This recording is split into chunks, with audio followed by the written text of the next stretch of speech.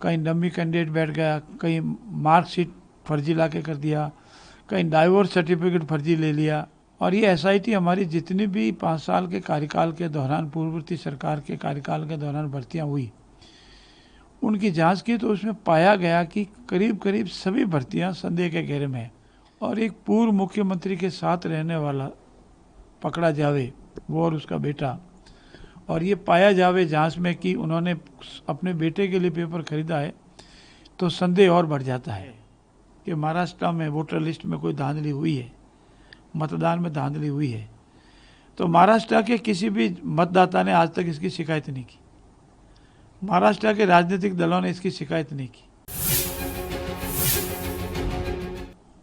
पूर्ववर्ती कांग्रेस सरकार के कार्यकाल के दौरान जितनी भी भर्तियां निकली वो सब संदेह के घेरे में है। पूर्व में हमारा आरोप था कि कांग्रेस के कार्यकाल में भर्तियां निष्पक्षता से, पारदर्शिता से नहीं हो रही है, धांधली हो रही है।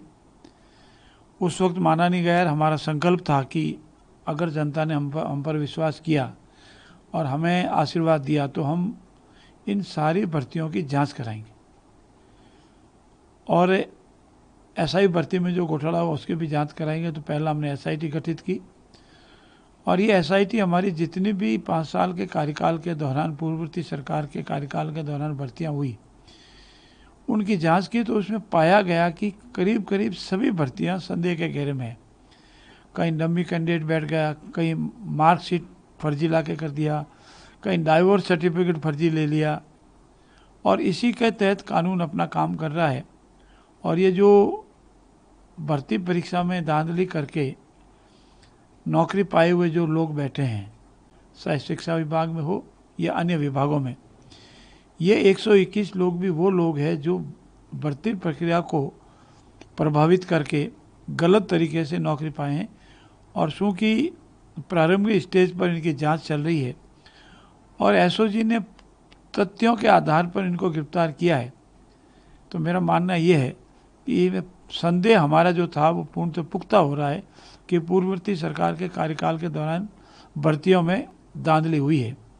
और एक पूर्व मुख्यमंत्री के साथ रहने वाला पकड़ा जावे, वो और उसका बेटा, और ये पाया जावे जांच में कि उन्होंने अपने बेटे के लिए पेपर खरीदा है, तो संदेह और बढ़ जाता है।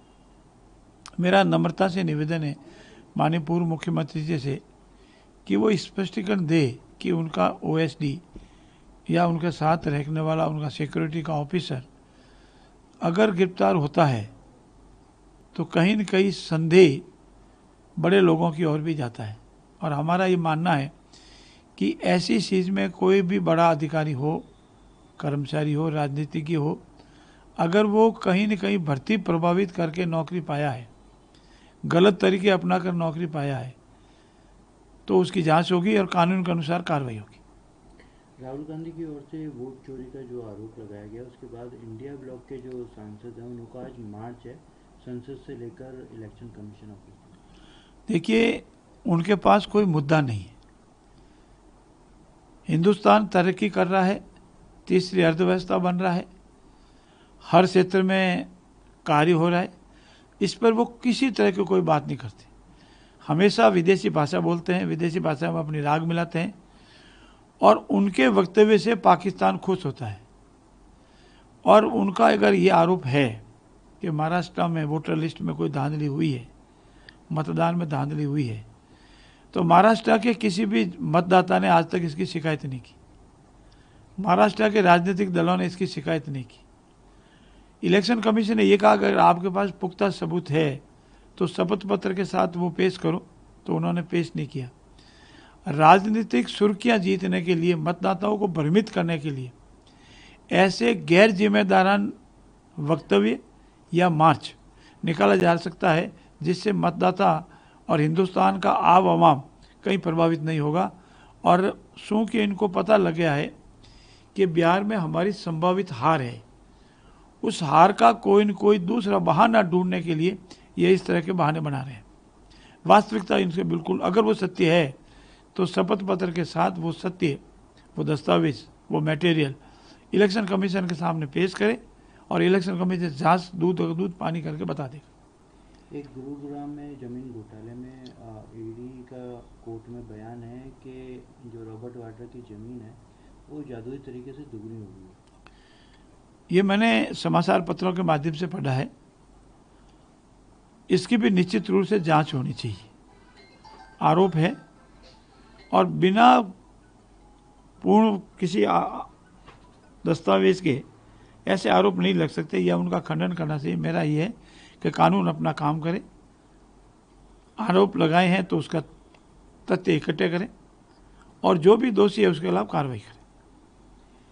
एक राजस्थान में असेंबली कब से शुरू हुई? राजस्थान विधानसभा का गत सत्र से आगामी सत्र तक 6 महीने के अंदर बुलाने का नियम है और मेरी माननीय स्पीकर साहब वासुदेव जी देवनानी, राजस्थान के यशस्वी मुख्यमंत्री आदरणीय भजनलाल जी, हमारी पार्टी के वरिष्ठ नेताओं और अन्य दलों के वरिष्ठ नेताओं से भी बातचीत हुई है और बातचीत हो भी रही है।